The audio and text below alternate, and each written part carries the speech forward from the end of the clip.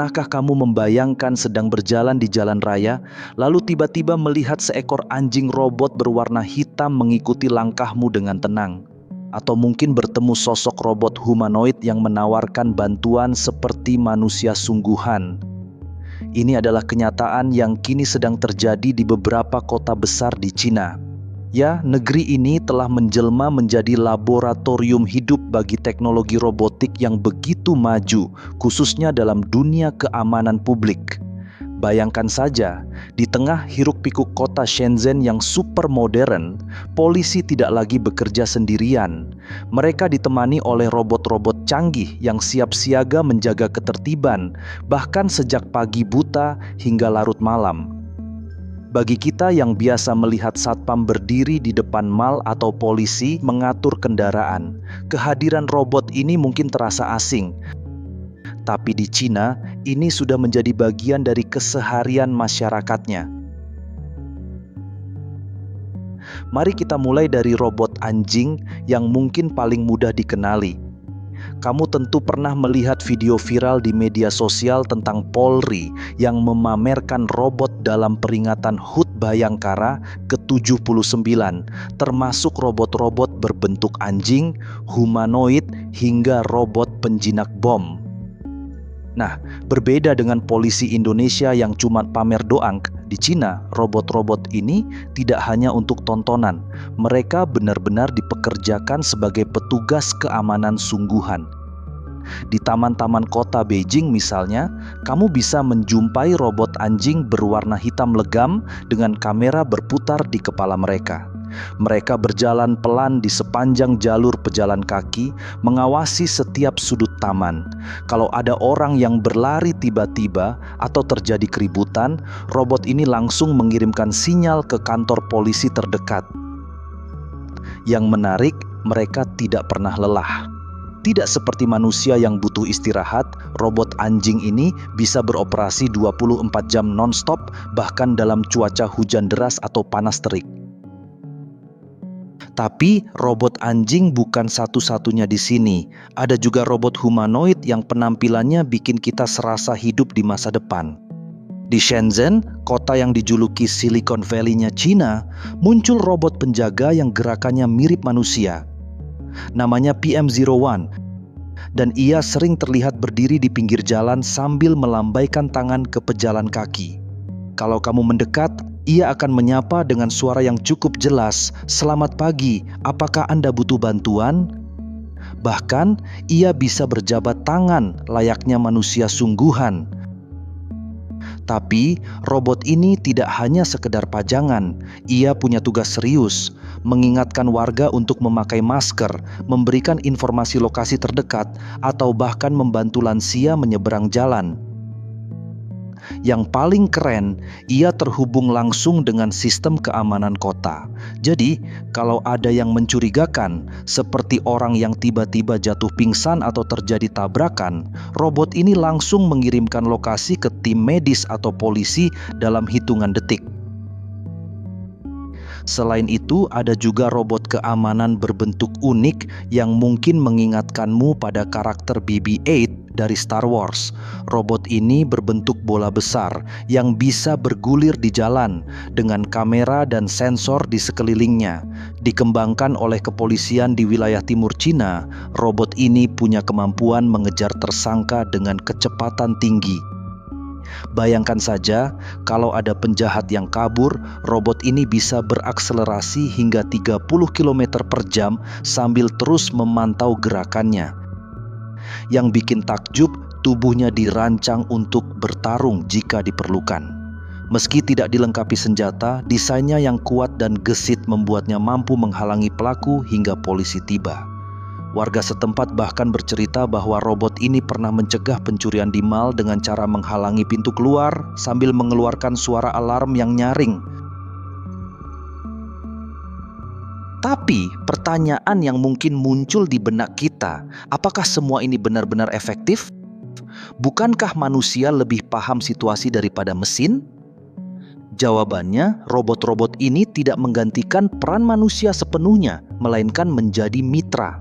Polisi di Cina tetap ada di lapangan, tapi mereka dibantu oleh teknologi yang bisa bekerja lebih cepat dalam situasi darurat. Misalnya, saat terjadi kebakaran di gedung perkantoran, robot patroli akan langsung mengirimkan data lokasi api, suhu ruangan, dan jalur evakuasi teraman ke pusat komando. Ini benar-benar menghemat waktu. Selain itu, robot tidak punya emosi. Mereka tidak akan marah atau panik saat menghadapi kerumunan massa, sehingga bisa menjaga ketenangan lebih baik.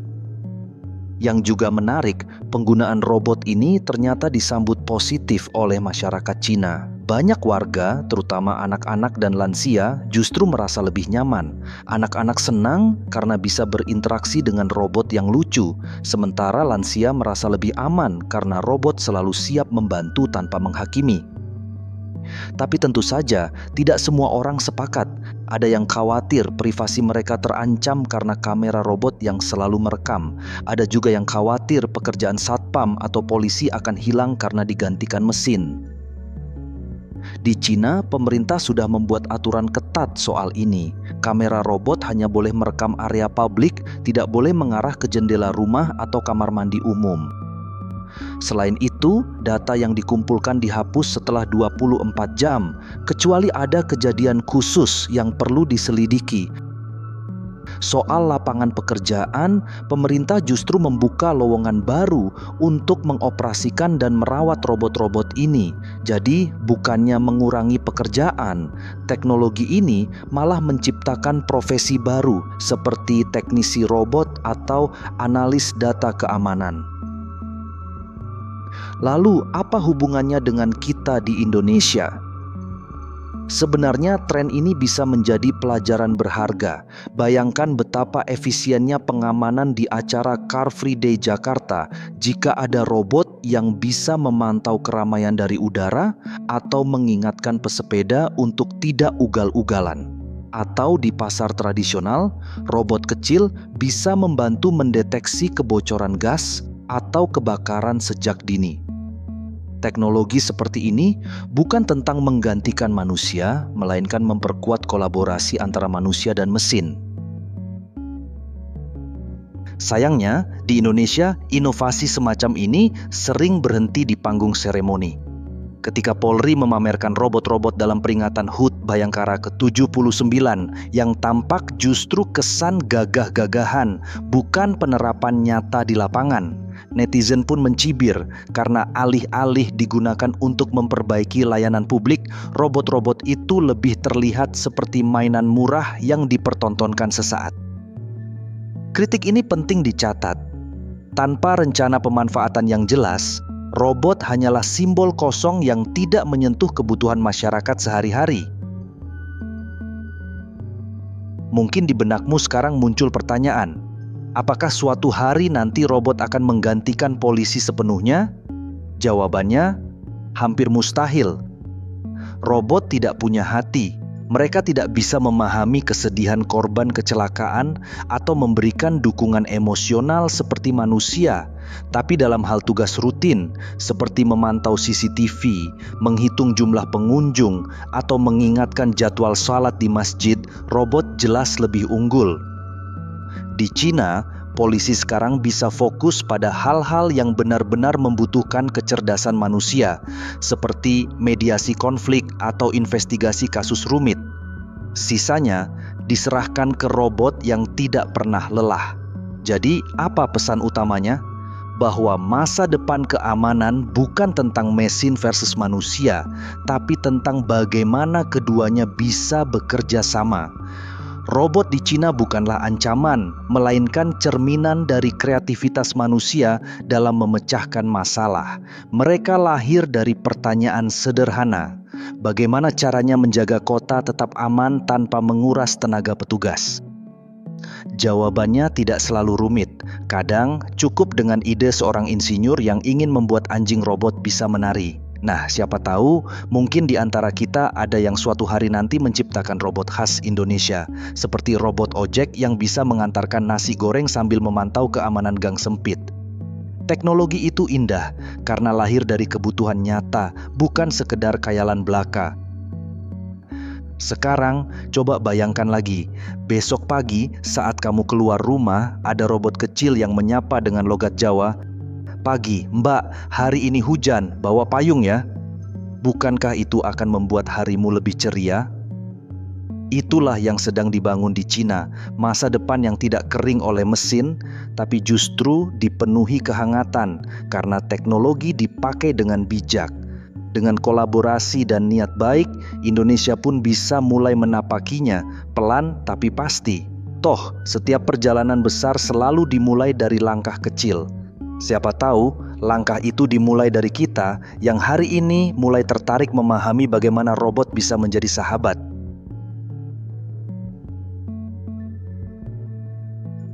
Pada awal tahun 2000-an, ketika internet masih lambat dan smartphone belum merajalela, para peneliti di universitas-universitas Cina seperti Tsinghua University dan Shanghai Jiaotong University mulai bermain-main dengan ide sederhana.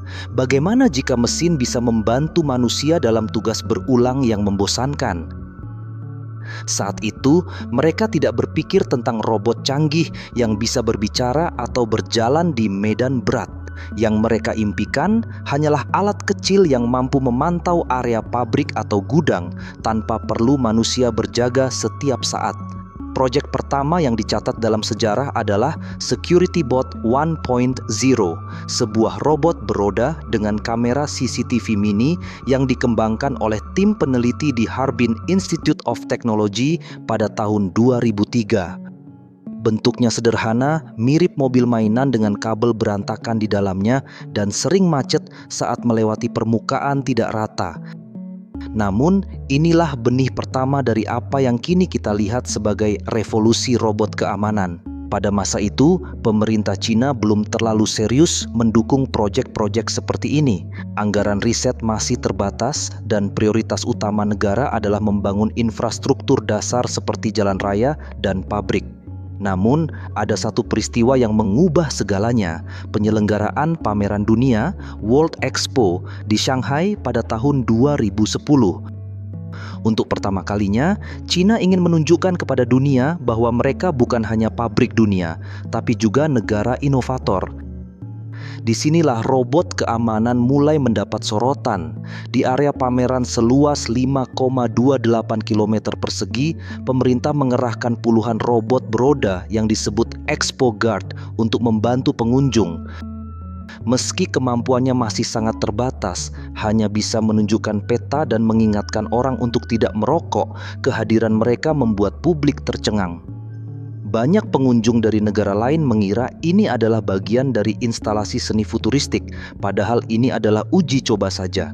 Yang menarik, robot-robot ini sering salah mengira bayangan sebagai ancaman dan berhenti tiba-tiba, membuat anak-anak tertawa sambil menendang mereka.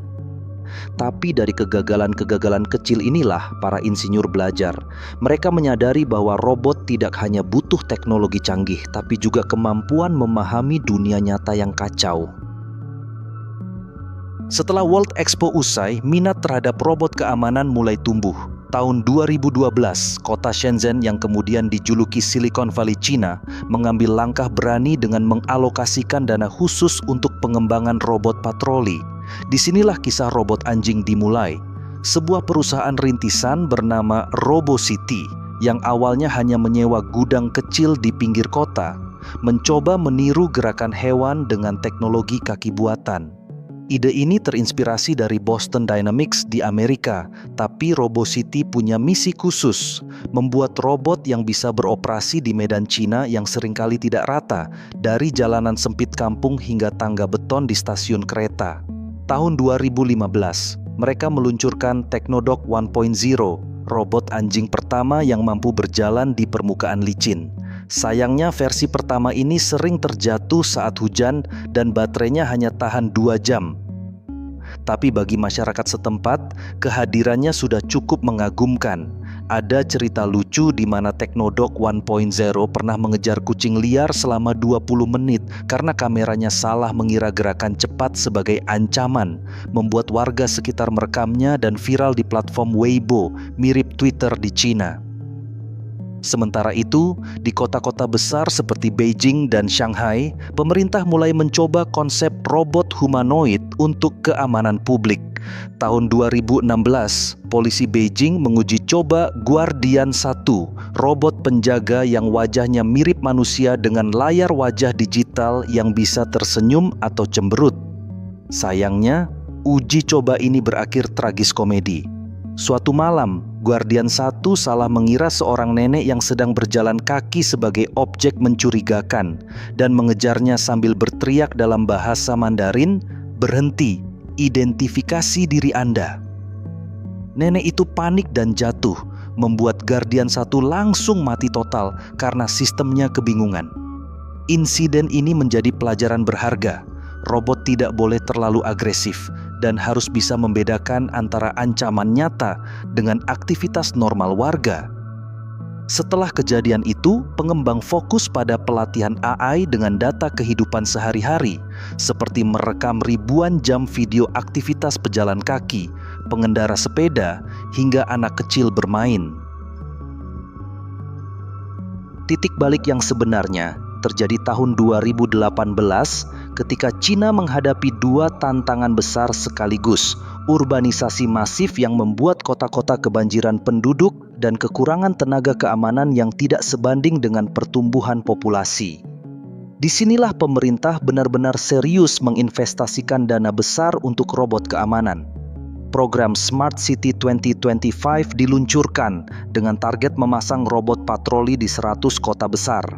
Kali ini pengembangan tidak hanya dilakukan oleh perusahaan swasta, tapi juga kolaborasi dengan universitas dan kepolisian. Contohnya, pada tahun 2019, Shenzhen Police Department bekerja sama dengan DJI, perusahaan drone terkenal, untuk menciptakan Rollbot, robot berbentuk bola yang terinspirasi BB-8 dari Star Wars. Rollbot dirancang untuk mengejar pelaku kejahatan di area sempit seperti gang-gang perkampungan dengan kecepatan hingga 30 km per jam. Dalam uji coba pertama, Rollbot berhasil mencegah pencurian di mal dengan cara menghalangi pintu darurat sambil mengeluarkan suara alarm yang mengagetkan pelaku.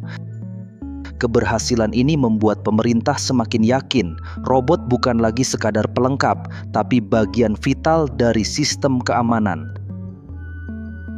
Tahun 2020 menjadi momen krusial ketika pandemi COVID-19 melanda. Saat manusia harus menjaga jarak, robot keamanan justru menjadi pahlawan tak terduga. Di Wuhan, kota pertama yang terkena lockdown, robot anjing Technodoc 2.0 dipasang sensor suhu tubuh untuk memeriksa pengunjung pasar.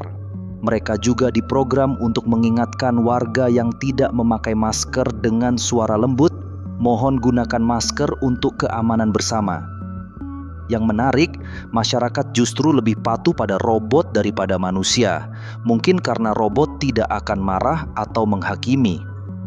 Di kota lain seperti Hangzhou, robot humanoid mulai dipakai untuk mendistribusikan makanan ke warga karantina, sekaligus memantau apakah mereka tetap di rumah. Ada kisah menyentuh di mana seorang lansia yang tinggal sendirian menangis saat melihat robot humanoid datang membawa nasi dan obat, karena itu adalah satu-satunya tamu yang ia temui selama berminggu-minggu. Pandemi membuktikan bahwa robot tidak hanya berguna untuk keamanan, tapi juga untuk menjaga kemanusiaan di saat krisis.